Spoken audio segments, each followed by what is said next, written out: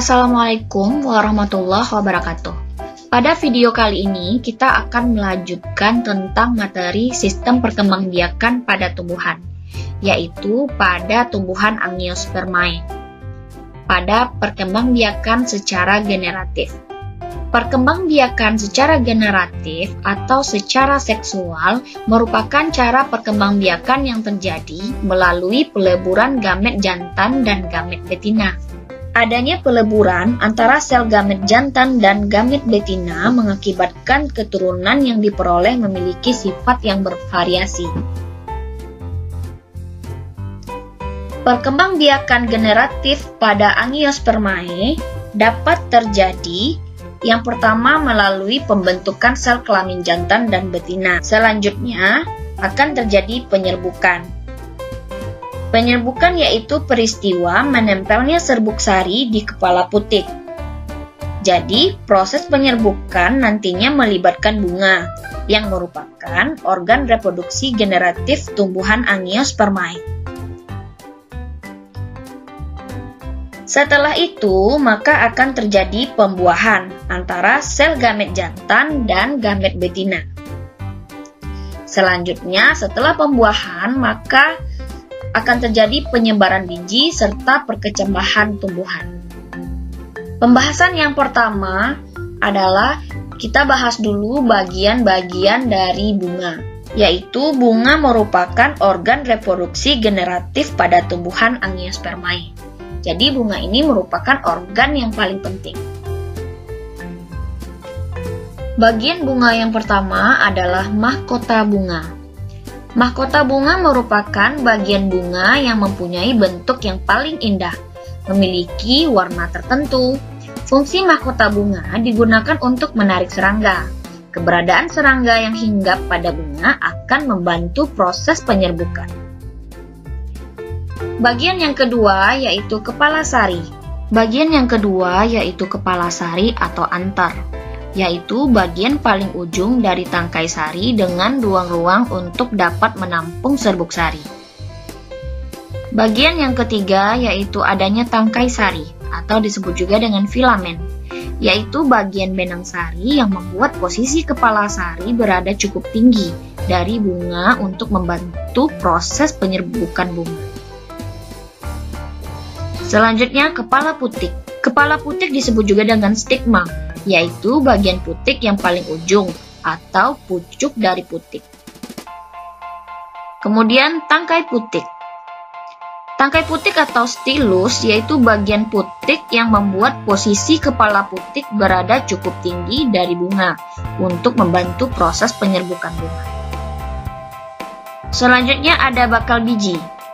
Bakal biji adalah bagian bunga yang biasanya ditemui pada tumbuhan berbiji. Fungsi dari bakal biji ini adalah untuk melindungi dan menjadi tempat pertemuan sel-sel telur yang dibuahi serbuk sari. Fungsi bakal biji adalah untuk melindungi dan menjadi tempat pertemuan sel-sel telur yang dibuahi serbuk sari melalui proses penyerbukan. Bakal biji yang dibuahi akan berkembang menjadi biji. Pada kelompok tumbuhan berbunga, biasanya bakal biji terbungkus oleh bakal buah atau ovarium. Sementara pada kelompok tumbuhan berbiji, bakal biji akan terbuka dan dapat terlihat secara langsung.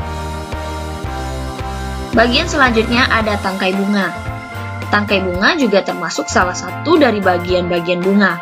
Nama latin dari tangkai bunga adalah pedicellus. Bagian tangkai ini berada pada bagian bawah bunga dan bertindak sebagai pendukung terakhir dari cabang bunga. Fungsi tangkai bunga adalah menjadi penghubung antara bunga dengan ranting. Singkatnya, tangkai bunga juga berfungsi sebagai penopang bunga. Bagian selanjutnya adalah dasar bunga. Dasar bunga menjadi bagian bunga yang terletak di bagian ujung bawah. Nama latin dari dasar bunga adalah reseptakel. Bagian ini merupakan bagian ujung bunga sesudah bagian tangkai bunga. Fungsi dasar bunga berguna sebagai tempat melekatnya mahkota bunga. Mahkota bunga dan bagian-bagian bunga lain bertumpu pada dasar bunga. Bagian yang terakhir itu adalah kelopak bunga. Bagian bunga berikut adalah kelopak bunga atau disebut juga dengan calyx. Kelopak bunga terletak di lingkaran terluar. Fungsi dari kelopak bunga adalah untuk melindungi mahkota bunga ketika masih kuncup dan akan terbuka jika mahkota mekar. Biasanya kelopak bunga berwarna hijau, menyerupai daun, dan tidak seindah mahkota bunga. Kelopak bunga menutupi bagian bunga lainnya ketika bunga masih belum mekar atau kuncup. Secara morfologi, kelopak bunga adalah modifikasi dari daun.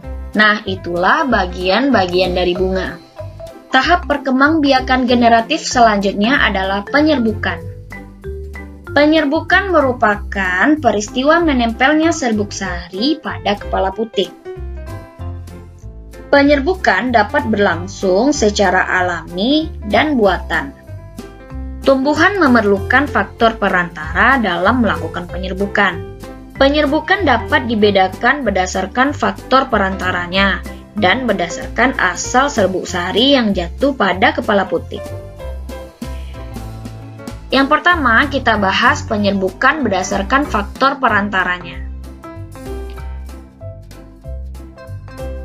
Yaitu yang pertama, penyerbukan anemogami. Penyerbukan anemogami adalah penyerbukan dengan bantuan angin, di mana contoh bunganya yaitu adalah bunga pada tanaman tebu. Selanjutnya ada bunga alang-alang. Yang kedua, hidrogami. Hidrogami merupakan penyerbukan dengan bantuan air. Contohnya itu yang terjadi pada tanaman Hydrilla verticillata. Selanjutnya, zoidiogami. Zoidiogami adalah penyerbukan dengan bantuan hewan. Zoidiogami dibedakan berdasarkan jenis hewan perantaranya. Yang pertama yaitu entomogami, yaitu penyerbukan dengan bantuan serangga. Ciri-ciri bunga yang penyerbukan dibantu oleh serangga adalah memiliki warna yang menarik, serta serbuk sari yang sangat lengket, sehingga mudah melekat pada kaki serangga. Sebagai contohnya yaitu bunga mawar. Jenis yang kedua yaitu ornitogami. Ornitogami adalah penyerbukan yang berlangsung dengan bantuan burung, misalnya burung penghisap madu dan burung kolibri. Bunga yang penyerbukannya dibantu oleh burung biasanya memiliki nektar dalam jumlah yang banyak dan memiliki mahkota berbentuk trompet. Sebagai contohnya yaitu bunga dadap. Yang ketiga yaitu chiropterogami. Chiropterogami merupakan penyerbukan dengan bantuan kelelawar. Bunga yang penyerbukannya dilakukan oleh kelelawar merupakan bunga yang memiliki nektar dan mekar pada malam hari, misalnya pada tanaman kaktus. Yang keempat, malakogami. Malakogami adalah penyerbukan yang berlangsung dengan bantuan siput. Tumbuhan yang penyerbukannya secara malakogami memiliki bunga yang letaknya tersembunyi. Bunga berbentuk memanjang tanpa mahkota, serta putik tersembunyi di dalam kelopak. Tumbuhan yang penyerbukannya dibantu siput adalah bunga Rhodea japonica. Penyerbukan berdasarkan faktor perantara yang selanjutnya yaitu antropogami. Antropogami merupakan penyerbukan dengan bantuan manusia. Tanaman yang penyerbukannya dibantu manusia biasanya merupakan bunga berumah dua.